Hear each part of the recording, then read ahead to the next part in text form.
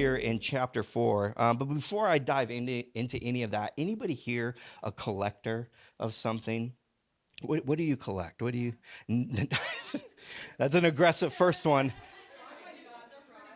Knives, shanks, broken glass bottles, baseball bats. Okay. All right. What do you collect? Pokemon cards. That's a great one. It'll be worth money someday. That's our investment. Our child or Pokemon cards. One of them's going to be worth money someday. Or both. Yeah. Anyone else? What do you collect? Books. Okay. Copies? Oh, you collect hobbies.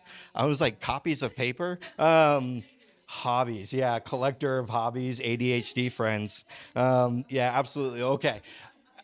And I don't know if this is evidence or not of, I actually said, I asked that question wrong. I apologize. The question actually should have been like, is anyone else a hoarder? Because that's what we are. If you're a collector, you're just an organized hoarder. You just have things. You have way too much of it. There's no need for you to have that.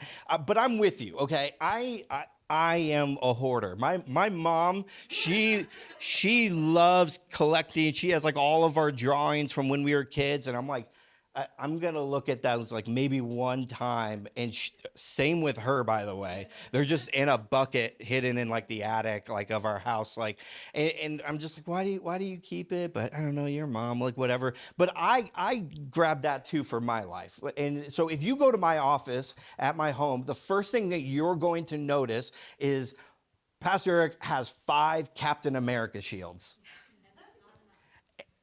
And they're like life-size replica. They're not like small little ones you put on a shelf. They're on my wall. I have 5 of them. But Josue, they're all different, okay? And you may not know the difference, but I know the difference. You'd be like, what are these circles with stars in them? Like, there's an important one. I got like the comic book accurate one, and then I got the first Captain America movie one. Then I got the second Captain America movie one, different color scheme, okay? Then I got the Sam Wilson one, and then I got the Captain Carter one from the Doctor Strange too. Like, Captain America's my favorite, but it's just the coolest thing. And here's the thing, I know I don't need 5 Captain America shields. I do know, just hear me out. I do know it because like, even if I just had one, people would go, he must be a fan of Captain America because no one else has them. Like, no, I haven't met a single person who has a Captain America shield, but I have 5. Just one would prove that I'm a fan. But I gotta have 5 because they're different. I'm just this way. Anybody else like me? Okay, help me relieve. Help me not feel like a crazy person. Okay, like I love the same thing but slightly different versions of that. Come on, some of my book friends in here, you got like 3 of the same copy of Harry Potter, and they're like, but the artwork's different, and this one's from England, and this one, and then they did a painting on the edging and like all this stuff. And I need you to know that I look at you the same way you look at me about my shields. I'm like, really? Really? Anyways, okay, so we all have these things, and I'm going to admit in front of you that that's one of many obsessions that I have that are exactly like that. And I have so many of them that some of them are tucked underneath my bed. But every time I go to like do spring cleaning, I'm like, when we get a bigger house or when I have a home office and in a separate office, I'm going to want, it would be such a waste of money to go buy it again. Like, and it's under the bed. It's not bothering anybody. Like, okay, so that's me. We all have these little obsessions, right? We all have few things that we just spend way too much money on, way too much time on. It might be shoes, books, makeup, movies, concerts. Come on, our concert collectors. James Mankel, where he's out today, but that's him. Clothes, home entertainment systems, right? You go walk into someone's house, they're like, you think the living room's cool? You got to check out the basement. I got 5.0 surround sound. It's like, this would shatter your drywall if you turned it on like the full way. Okay, people have these things. Kitchen gadgets, anybody? You got the mixer for Christmas that you've only used once, and it was, you got it for COVID because you thought you were going to be a bread maker. And you did it once and you realized that like sourdough starters are way too hard? Okay, cool. So we all have them. Let me alleviate any potential shame you might be feeling. Sometimes I feel a little bit of shame with the amount of stuff that I have. It's kind of not your fault. Like, as Lady Gaga once put it, you were born this way. We all, like, different song. Still Gaga, okay? Follow with me. And so here's the thing. You were born into this. Like we are all right here. We at least represent 3 generations of like American culture. Like this is what we're a part of. And really, like what I mean by that is we're actually a part of a consumer culture.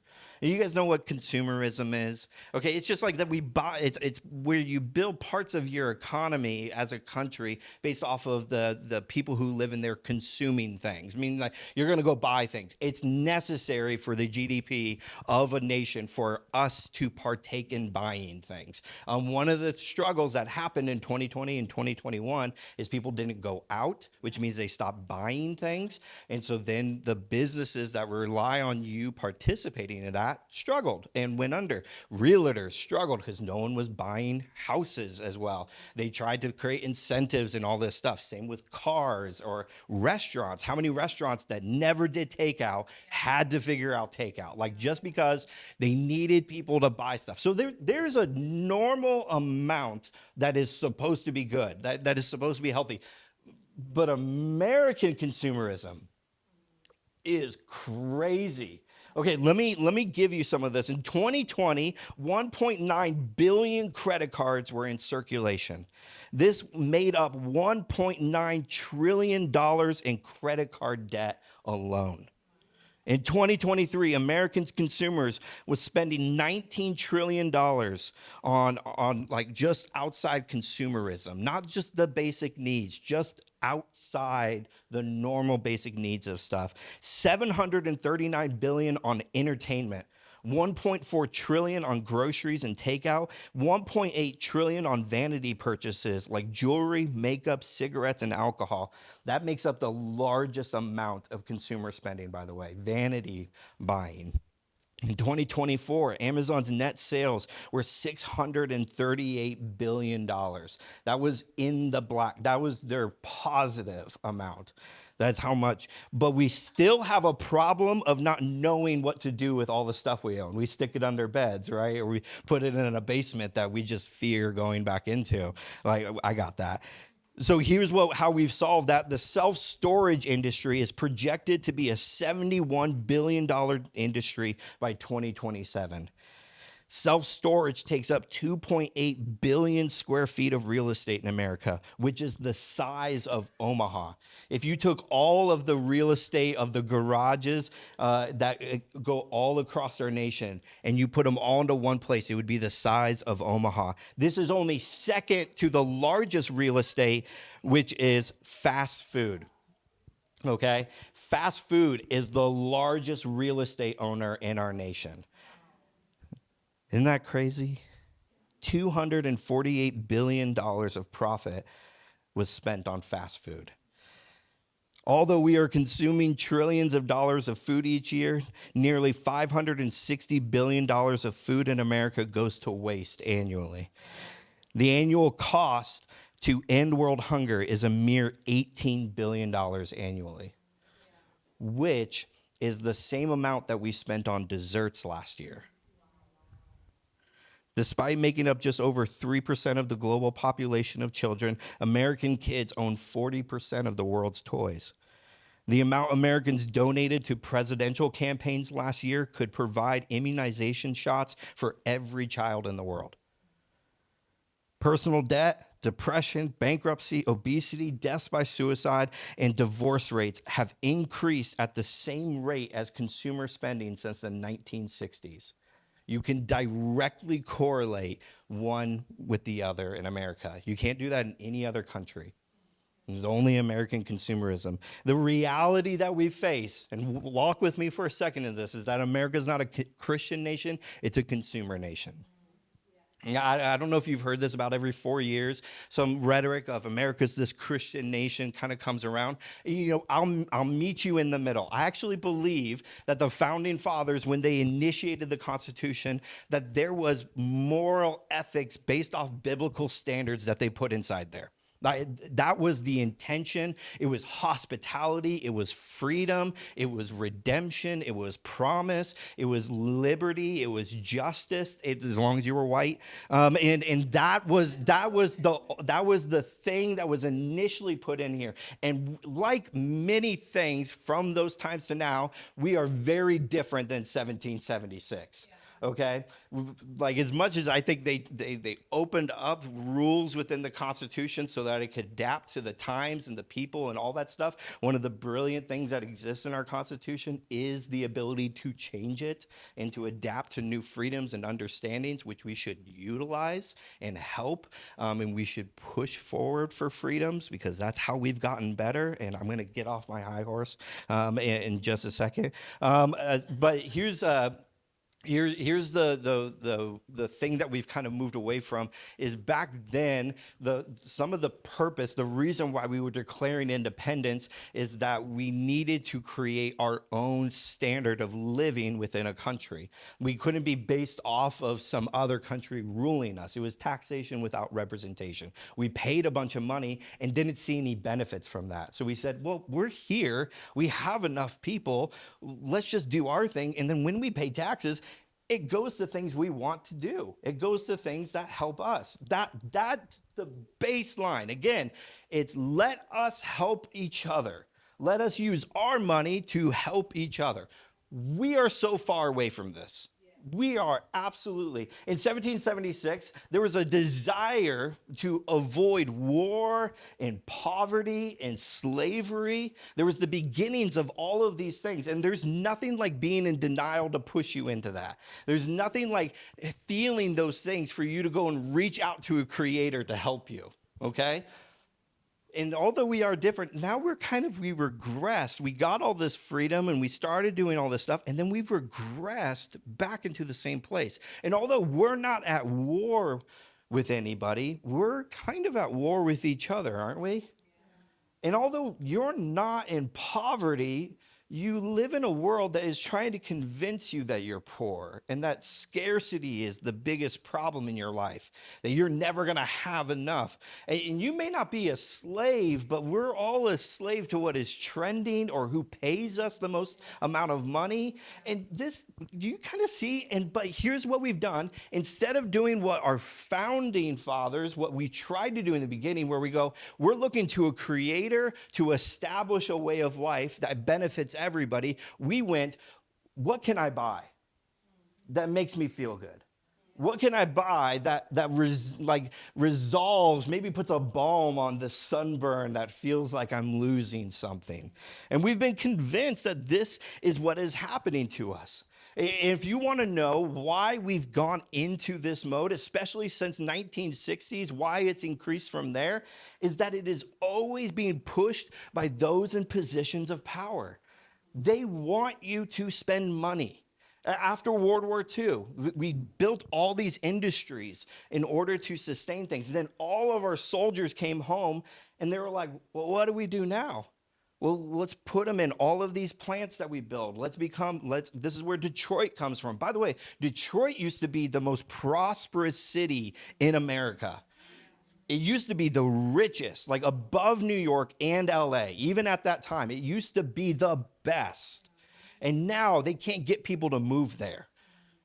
Like this, that's what I'm talking. So let's get all these people and all these soldiers. They had all this money and they were building their families and all this stuff. And it just became more and more. And then those who were in power that were there to serve people realized, oh, if I show them that there's problems that don't actually exist, they'll give me more power. If I convince them all of this stuff, you see, those in power, they will use things like spending and scarcity to make you worried so you will hand it over more freely. Instead, what the Bible calls us to do is when you feel that, to actually hand it over to God. But we don't do that. Why? There's the theologian at the University of Chicago School of Divinity. His name's Bruce Rittenhouse. He wrote this in his article called Boom or Bust. He says, the reason Americans remain attached to consumeristic form of life is because it performs the religious function of providing them with an answer to the existential problem of meaning. Abandoning consumerism means abandoning what gives a person assurance that his or her life matters. So instead, when you went, why am I here? You looked up in the stars and said, what am I doing in this world? Instead of getting the answer from a creator, you got an answer from a TV. Or you got an answer from a phone. Or you got an answer from a relationship and then another relationship and another relationship. And then you just kept spending and and it just kept going more and more and more and more and more. And then you looked at somebody else's more and said, I don't have more like they have more. I want more of their stuff. And so then you started spending money that you don't have to get more of something that you didn't need that someone already had. More. This is what we're facing. Bruce Rittenhouse goes on to say that research shows that a person who identifies as a Christian but partakes in excessive consumer spending is more likely to abandon their responsibilities to another person's well-being, like equitable living programs, public education, social security, diversity and inclusion programs, charity towards unhoused or low-income individuals. These will be seen as wasteful spending because you don't get anything from them. These are Christians who partake in excessive consumerism. Theologian Paul Tillich explains that when a Christian begins to believe that sacrificial charity and simple living are evil, they have left their faith in God and have become a follower of consumerism.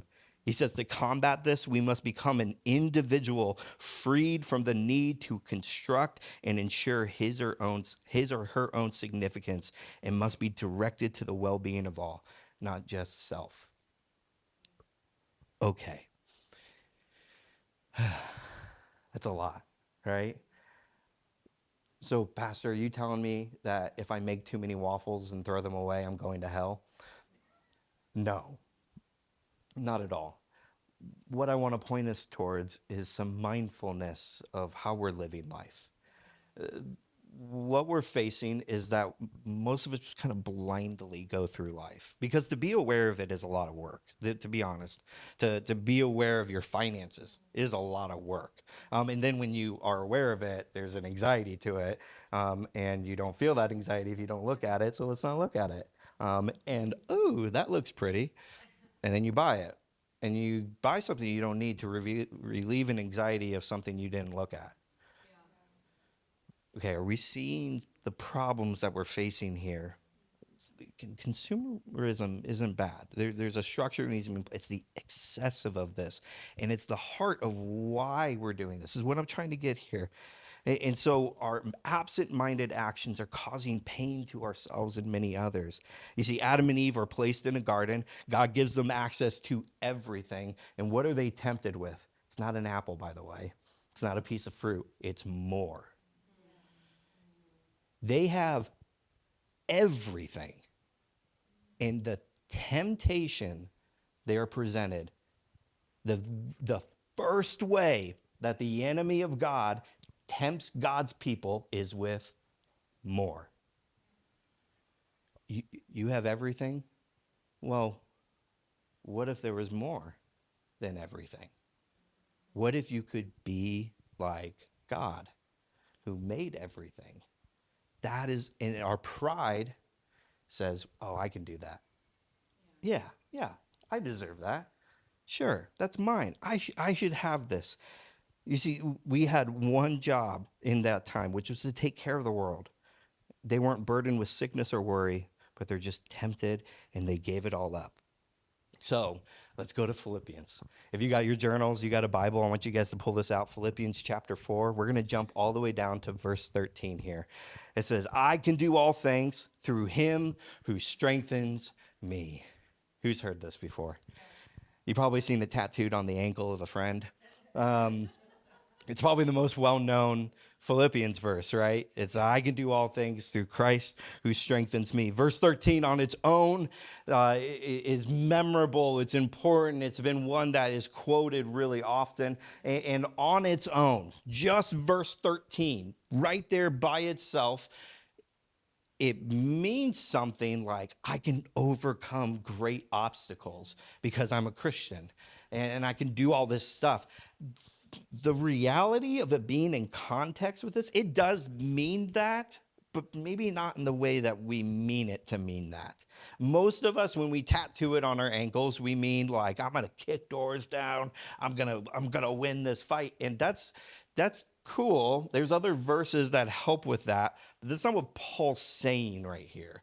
Let's rewind 2 verses in verse 11. This is how Paul starts this statement. He says, not that I'm speaking of being in need. He's talking to a church in Philippi that is trying to help him, and he's kind of relieve them of the burden that he's facing in prison. He says, for I've learned in whatever situation, I am to be content.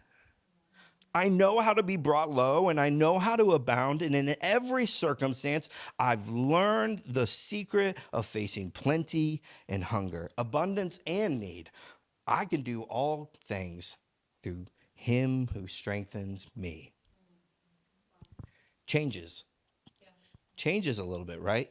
Because it's not about overcoming obstacles. In fact, what he's saying, how he can do all things, is I can do all things by doing all things or no things. By having all things and having nothing, then I can do it all. I've learned. This is the secret of life. Whether I have a lot or a little, I'm going to be good. In context, this is important because let me take you back to the beginning of this message. We live in a world that is constantly trying to give you more in order to relieve the stress of not having enough. You're surrounded and born into an anti-Christ following way of life from the time you were born. Some of us, if we have millennial parents or we have the Gen X parents, one of the things that they faced and struggled with was the feeling of not having enough. And so then they gave you way too much. So now you do that for your kid too. We have too many toys in our house. We got 3 kids and it takes up like 3 rooms, okay? And it just slips. It just happens. Christmas comes every year. There's 3 birthdays a year, and we don't throw it away or we don't donate it, and it just builds and builds and builds, and they don't play with any of it. And then we get a cardboard box, and it's the game of the century. Like, I don't like it. And then, I still look in the store, and I'm like, I got to buy my kids the new Paw Patrol thing. I got to get them. Come on, like, that. It just happens. It slips out because you are surrounded by that. It's just part. You go to Walmart, and you're getting groceries, and what's right next to the grocery section? Clothes and jewelry. And then what's right next to that? Home goods. Did you know that there is a flow of purchasing that happens in Walmart? Walmart and Target make almost no money off of groceries.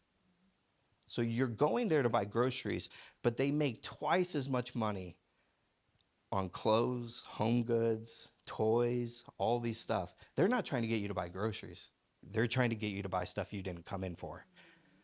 It's why it's in the front. It's why it's on clearance. It's why it's an end rack. It's all of these things. Come on. Is it evil? Stop. We're missing some of the question. I want to get back to this, what Paul is saying right here. Verse 13 points us to something more powerful than overcoming large obstacles. Paul tells us that the way that humans deal with suffering is through consumption. In her book, 7, An Experimental Mutiny Against Excess, Jen Hatmaker says, usually the things we think we need become the very things we need to break from. So that feeling of I'm without is usually a sign of the thing that is holding you hostage, is chaining you up, is preventing you from actually feeling peace in your life, from feeling like there's going to be some joy. We sing the song Happy. We didn't sing it, but maybe some of you did. Our high five song was Happy by Pharrell, 'cause I'm happy. But turns out that buying more didn't make us happy. It satisfied for a moment, and then happiness faded away when it became old. And old to something new is becoming faster and faster.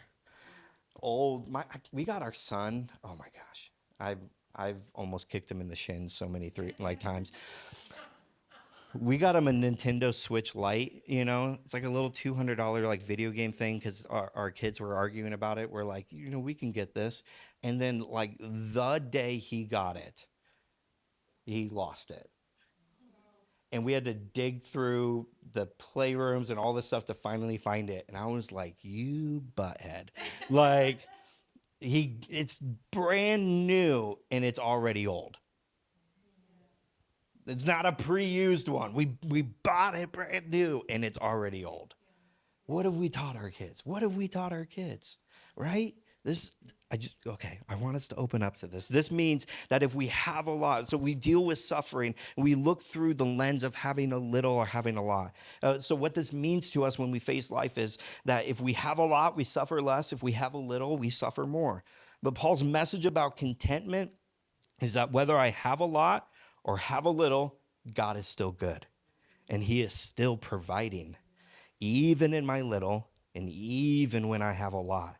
I don't have a little because he's giving less, and I don't have a lot because he's giving more.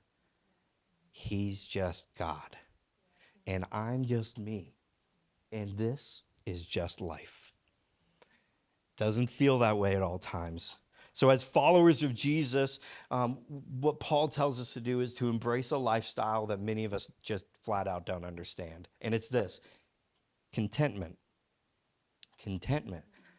A lot of times this word contentment has meant complacent for a lot of people, meaning I have no desire for anything, and I have no ambition, and I have no entrepreneurial spirit, or I have no drive for goals or anything like that. That's not what we're talking about. We're talking about contentment, which is to be at peace. Often with words, so you can look at the definition, but definitions sometimes are really boring. I like looking at the synonyms because that helps me define the word a little bit better. So contentment is one of those words that's best defined by its synonyms. Here's a few of them: satisfied, pleased, gratified, fulfilled, happy. Are these ringing to you guys at all? Is this something that you want? Cheerful, tranquil. That's a good meditation word right there. I'm tranquil, delighted, unworried. And here's one: untroubled. The best way to help us understand this word is looking at these. I know I want some unworried and untroubled life. And Paul says that it's found in contentment with God, with what he can provide, what he wants to do. Paul points us to a way of life that is no longer focused on the perspective of dealing with suffering through consumption, through more. He says, if you have more, great. And if you feel like you have less, it may not feel great, but it is still good. It's still going to be okay. Okay, we'll get to this. Here's the thing. Most of us feel like we're going to get to that place of satisfied, of tranquil, of unworried when we get to some future area. But I need you guys to write this down. I want this to be a headspace for you. Contentment is for now, not later. Like many things, if you don't know what to do with it now, you're not going to know what to do with it when you have it later. If you don't know how to manage money now, when you get that inheritance check from your aunt you didn't know was a millionaire, come on, praise God. If you didn't know how to manage your money now, that money's going to disappear the exact same way as your money's disappearing now, right? If you don't know how to be content now, when God does answer that prayer of healing, of relationship, of a resolve between enemies and pains, like, you're not going to know what to do with that freedom. And most likely, because this is the habits of humans, and the Bible tells us over and over again, we will actually go and search for the thing we just got freed from. Proverbs says, as a dog returns to its own vomit, so a fool repeats their folly. You would just go back, because I don't know any other way of life. But if you learn a way of life in the trouble, in the struggle, in the suffering, then when God frees you, and you'll know it then because you'll know what life feels like. Some of you have been freed for something and then you just immediately picked it back up again. I'll raise my hand for that. And I say some of you, it says some of me. I know I'm beating a dead horse here, okay? Like, and I'm again, I'm the end of this message, by the way, is not for you to become a poor person and then figure out how to be happy, like Pharrell tells us to.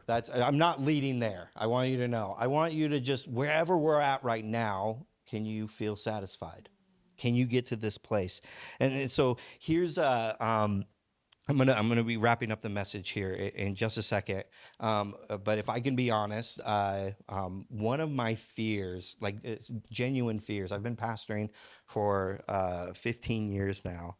Pastoring at a church, preaching, discipling, like apprenticing, like helping people go through their journeys. And one of the things that just breaks my heart at every time is that I hear a great message or something that kind of drives me to a different way of life, or I preach one, and then like nothing happens, like no change. Like all of us went like, yeah, Pastor. And we nodded our heads, and then we went home. And as we drove by a dealership, we saw the Memorial Day sale, and we're like, well, I think I need a new car. Or you go and you're like, you know what? This is actually a good idea. And you're gonna go grocery shopping, and you're gonna actually like limit yourself.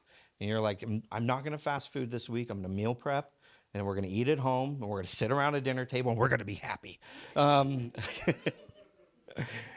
And you have that in your head and you do all the right things and you grocery shop, and then still sometime in the week, it's just going to be too hard to go do all that stuff. So you're just going to get McDonald's. And then it's just the slippery slope, right? And no one's saying that if you slip up one time that you're some big failure. It just happens. And we don't lock things in. And so can I just tell you that one of my worries is that like we did 5 weeks of how to live. And today I really want to point you to what Paul says as the wrap up of how to live. And then we would just go, good messages, that journal is just going to slip underneath the bed. And then we're just never going to read it again. And then the next time you hear the word Philippians, it's going to be in a message that Mari preaches. And you're going to go, oh, that was good. Oh, I remember that. Oh, Pastor Aeric told me to quit buying energy drinks. But I have 3 underneath my seat right now. That's my fear.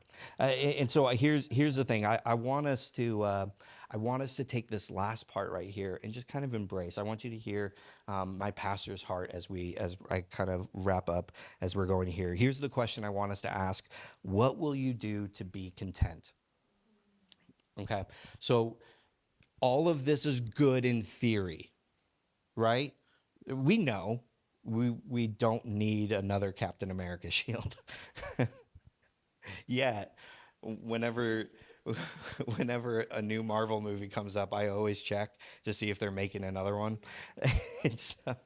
I know, but yet I still slip into this. And so there's a question that I'm asking myself this week. I want you to ask yourself. Honestly, I want you to ask this the rest of your life because of the world we're surrounded by. What would I do to be content? Last week, Pastor Natalie encouraged us with a message on peace. And peace is a destination that you can reach to, but what are you going to do to get to it? If it was going to take some time, if it was going to take some sacrifice, but you knew at the end of that you were going to feel peaceful, would you put in that work? Right? Josue, you're a coach. When a player comes on the field and they forgot to tie their shoes and trip on their shoelaces and kick with their toes on the soccer ball, and as a coach, you go, okay, let's tie your shoes. Let's maybe learn how to dribble a little bit. Let's kick with the top of our foot right there. It takes time. And then over coaching and over time, you get better and better and better. And that player that used to be the worst can become the greatest. Michael Jordan, for the first 2 seasons of his college career, barely played. Wasn't drafted number 1. Tom Brady was like what? Like 119th in the draft, something crazy like that. Yet it was their persistence of something great in their life that actually changed something. And that is what we're going to be called to. So learning to be content is a forceful action. Okay. Tyler, would you play some like pretty music so this all sounds a lot better? There we go. Maybe a different song. Here's the thing: you have to force change in your life. Okay, you literally you have to put it in submission. Like you have to force this change and change. I'm so distracted. Change only happens with a plan. Okay, here recenter. Change only happens with a plan, and plans are only as good as the actions. Okay, so we have to be in pursuit of a contentment lifestyle. There are two actions that the Bible calls us to live content. Okay, I'm wrapping it up here, I promise. The first one is denial. The second one is revival. Okay, these are the two avenues to get contentment in your life: denial and revival. Deny something is to limit yourself. That's a self-discipline. You have to tell yourself no, which is hard when your whole life you've been told yes. This is a weird thing. I grew up in the generation that was told you can be anything you want to be. I was not going to be in the NBA. I wasn't. And not even because my current form, I'm just going to be short. And even the shortest basketball player, I'm shorter by a large degree than them. There was just no way. Now, could I work for the NBA? Could I be a coach? Could I be a mascot? Sure, I could be in the NBA. I wasn't going to be a player. Here's the thing. There are things that are going to be difficult, and there are things that you're called to do, and there are going to be things that other people are called to do, okay? And so you need to figure out what is your thing that you are designed to do, that is to help self-limit yourself. What works for me is not going to work for you. There's going to be habits within that, but it's not going to be the long-lasting effect. The Bible calls that like borrowed faith. It's like borrowing someone else's work that they're doing on, and that's not what we're called to. So denying is to limit yourself, where revival is doing something more with what you already have. So still not going out and getting something. It's what do I have currently that I can turn into something greater. So let me give some examples. I didn't put them up on the screen, but you guys maybe write a few of these down if any of these kind of ring true to you. So here's a couple denial examples. By no means is this a complete list, but here's a couple. Set an internet time limit. Detox from chemical dependencies. So alcohol, sugar, cigarettes, nicotine, vapes, like whatever, any other drugs or anything like that. Detox from that, meaning you don't need them. You do not need them. They might give you boosts of energy or confidence or some fake version of this stuff, but that's actually a fake version of yourself. So detox from some of those. Some of us, please, okay, I'm going to say this, please hear this as someone who takes medication. Some of us we have done really good work, and start working with your therapist and your primary care of what it means to not be so chemically dependent.